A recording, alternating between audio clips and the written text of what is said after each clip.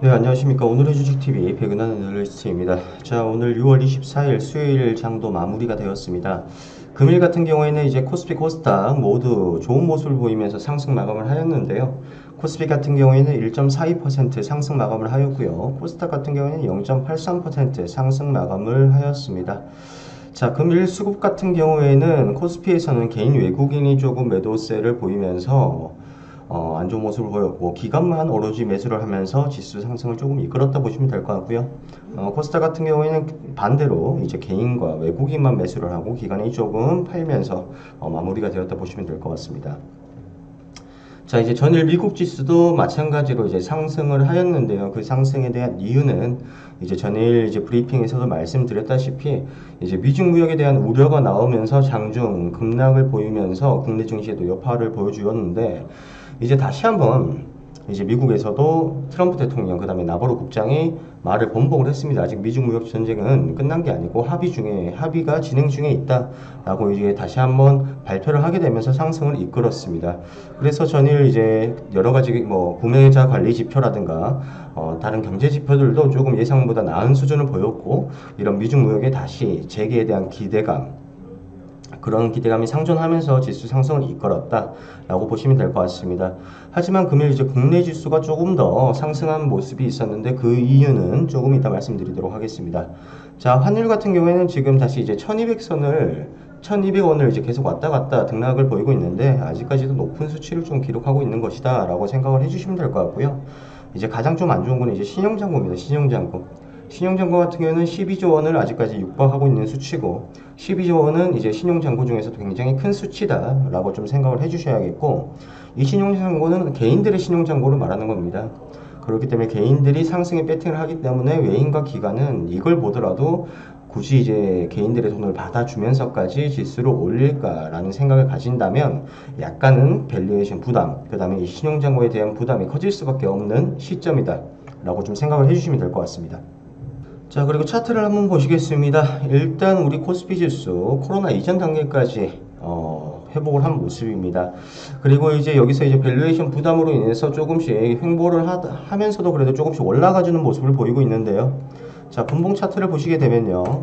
자, 전일 같은 경우 이렇게 급락이 나왔습니다. 이게 이제 아까 말씀드렸던 미국 나바로 이제 국장이 그걸 하게 되면서 이제 큰 장중에 1.5% 이상의 급락이 나왔다가 저희가 이때 이제 문자를 보내드렸죠. 아, 괜찮다. 단기적인 급락일 가능성이 높기 때문에 너무 걱정하지 말아라 하고 난 뒤에 다행히도 좀 올라 주었습니다. 다시 한번 재차 반등을 했고요. 그리고 이제 전일 미국 증시도 올랐기 때문에 금일 국내 증시 갭 상승을 하고 상승 추세를 이어가다가 쭉 이어지면서 마무리가 된 아주 좋은 상승 장이었다 보시면 될 것 같고요. 자, 그 다음 코스닥 지수입니다. 코스닥 지수 같은 경우에는 코로나 이전 단계를 넘어서 훨씬 더 많은 상승을 보여주었었죠. 당연히 이제 기술주 중심이고 바이오 업체 중심이다 보니까 지수가 많이 올랐다. 즉 이렇게 지수가 많이 올랐다는 것은 그만큼 한 종목이 시중대에서 올랐다는 거예요. 그만큼 이제 바이오 업종들의 이제 시가총액 상위 종목들이 지수 상승을 이끌었다 보시면 되고요. 그런다고 해서 지금 종목들이 소외받고 있고 움직임이 별로 없다고 해서 크게 걱정하실 필요는 없습니다. 항상 지수가 많이 올랐을 때는 키 맞추기는 당연히 들어간 거고, 그게 급작스럽게 일어난 것은 아니고 조금씩 발을 맞춰 나가는 거기 때문에 너무 걱정하실 필요는 없다 보시면 될 것 같고요.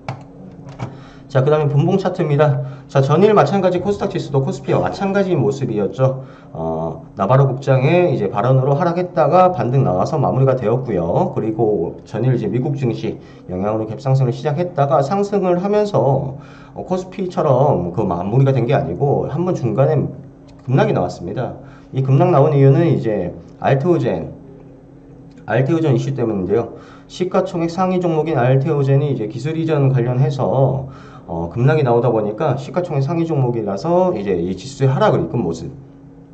알테오젠 이슈로 조금 하락을 했는데 그것 때문에 이렇게 보시면 지수의 급락이 나오는 거. 그렇기 때문에 그것만 보시더라도 코스닥에서 시가총액 상위 종목들이 지수를 움직이는 게 얼마나 큰 영향력을 발휘하는지 좀 보시면 될 것 같습니다. 하지만 다시 반등 나와서 이제 마무리가 되었고요.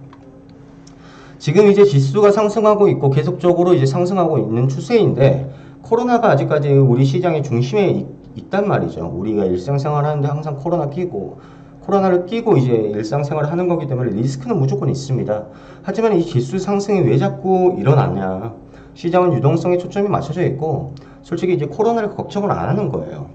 왜냐? 이때까지만 해도 이제 확산이 계속적으로 벌어지고, 뭐 병상도 부족하고 어떻게 해야 될지도 모르고 그런 이슈들이 계속적으로 나왔기 때문에 겁먹어서 이렇게 지뢰 많이 하락은 했지만, 지금 올라오면서도 코로나가 종식된 게 아니란 말이죠. 일단 유동성에 대해서 올라오고는 있었지만 이 기간 동안 코로나는 계속적으로 일어나면서 치료도 됐을 것이고 확진자도 계속적으로 늘어날 것이고, 뭐 안타까운 일이지만 사망자도 있을 것이고, 하지만 그런 데이터를 가지고 계속적으로 이 코로나의 대처 능력을 어느 정도 상향시켰다는 말이죠. 그렇기 때문에 코로나가 지금 많이 번지고 있어도 아직까지는 거기에 대응력이 충분히 있다라고 시장에서는 판단을 하고 있는 거예요.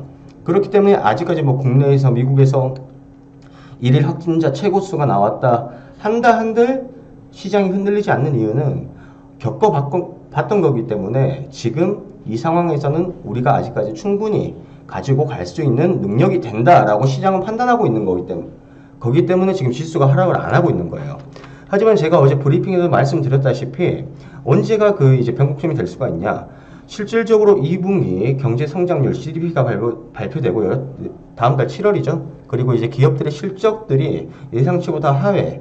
그리고 지금 박원순 시장이 말했겠지만 한 달 뒤에 코로나 확진자가 하루에 800명까지도 나올 수 있다. 그러면 다시 사회적 거리두기로 돌아갈 수가 있다라고 발언한 것도 어느 정도 이 두려움을 가져야 되고요. 실제 우리가 예상했던 수치, 우리가 감당할 수 있는 수치를 넘어서서 2차 대유행이 온다면 당연히 다시 한번 지수는 하락으로 갈 가능성이 높다라고 생각을 해주셔야 됩니다. 자, 문 대통령 코로나19 통제 관리 범위 안에 있다. 대통령께서 직접 이제 코로나19 아직까지 확산세가 있지만 우리 통제 가능 범위 안에 있다. 시장도 그렇게 생각하고 있는 거예요. 확진자가 늘어난다 한들 아직까지 우리는 한번 겪었기 때문에 그 방어를 할 수가 있고 어느 정도 대처 방안 능력이 있다라고 시장이 생각을 하기 때문에 유동성에 초점을 맞춰서 계속 올라가기만 하는 겁니다. 그걸 좀 이해를 하셔야 되고요. 자, 이제 전일 이슈였죠. 백악관 참모 미중 무역 합의 끝장났다. 나바로의 발언이었습니다. 정책국장이고요. 하지만 이제 이게 끝나고 나바로가 이제 증시에 영향을 주고 이게 이슈가 크게 되다 보니까 바로 이제 발언을 바꿨습니다. 약간 문맥상 그렇게 이해할 수는 있지만 그거 팩트가 아니다 라고 이제 나왔고, 이제 트럼프까지도 나와주면서 미중 무역 합의는 지속적으로 이행되고 있고 잘 진행되고 있다라고 발언을 하면서 증시 상승을 이끌었습니다. 자, 그 다음 금일 이제 시장의 상승을 이끈 두 번째 이슈가 있습니다. 마침내 등판한 김정은 대남 군사행동계획 전격 보류. 자, 제가 저번에 이제 브리핑에서도 말씀드렸다시피 김정은이 아니고 김여정이 사실상 명령과 시행을 계속적으로 하는 모습으로 보았을 때 이 김정은이 약간 다시 건강 이상설에 휩싸일 수도 있겠다 라고 이제 말씀을 드렸었는데 또 이제 다시 나타났습니다. 오랜만에 나타나서 이때까지 김여정이 대북 전단을 가지고 우리에게 했던 망언들, 그리고 군사 배치, 그리고 이제 폭파 등이 있었는데 예상보다 강도가 너무 세게 나와 주었어요. 하지만 이제 김정은이 다시 등판하게 되면서 대남 군사 행동 계획을 전격 보류하기로 했었고, 그러면서 금일 국내 증시는 상승을 이끌었고, 보류도 이제 대남 확성기가 원래 설치가 되어 있었는데 다시 한번 철수를 하는 모습이 이제 포착이 되었습니다. 이제 김정은 그리고 북한에서도 이렇게 나가다가는 약간 이제 미국 관계, 그 다음에 남한과의 관계도 약간 그거 할 수도 있겠다 라고 한 거고, 근데 얼마 전에 그런 이슈가 있었단 말이에요. 중국에서 북한으로 쌀 몇십 톤을 이제 보내준 그런 게 있었습니다. 그리고 나서 이제 바로 이제 김정은이 들어왔단 말이죠. 그리고 이제 이 대남 군사 행동 계획을 철회하는 거 보면 약간 우리가 지금 코로나로 바쁜 이 시대에 자기들을 안 도와줘서 땡깡을 피운 게 아닌가, 약간 그런 생각도 들긴 합니다. 근데 실제로 이제 김여정 같은 경우에는 김정은, 김일성, 김정일과는 다르게 굉장히 이제 발빠르고 명령을 하면 즉각 시행하는 그런 좀 모습을 보여주고 있어요. 확실히 자기 이제 김정은 오빠와 이제 아버지, 할아버지하고는 좀 다른 양상을 보이고 있긴 한데요. 일단 김정은이 나와서 일시적으로 이 북한발 리스크는 해소가 되었기 때문에 일단 악재는 해소가 된 상황이라서 조금 다행으로 생각하고, 지금 아직까지 시장이 유동성에 너무 초점을 맞춰져 있다 보니까 밸류에이션 부담도 있어요. 그래서 이제 이 등락폭도 특히 뭐 그렇게 큰 이슈가 아닌데도 불구하고 돈 때문에 움직이는 거니까 약간의 매도세만 나와도 그 매도세에 더 매도를 부르고 매도를 부르는 그런 매도세들이 많기 때문에 증시는 출렁일 가능성이 높습니다. 하지만 아직까지 시장의 모멘텀은 상승으로 가 있다라고 말씀드렸고, 그 다음에 이제 제가 아까도 말씀드렸다시피 코로나 확산세를 주목해야 됩니다. 확실히. 근데 아직까지는 아니다. 근데 그 이유가, 그 변곡점이 7월 GDP 발표 이후, 그 다음에 7월의 확산세를 보고 이제 결정을 해야 된다라고 말씀을 드리겠습니다. 여기까지 오늘 설명 마치겠고요. 아직까지 큰 이슈는 없고 종목들 좋게 잘 흐름대로 가고 있는 상황입니다. 너무 걱정하지 마시고 저희 리딩대로만 잘 따라가 주시길 바랍니다. 오늘 하루도 너무 고생 많으셨습니다. 감사합니다.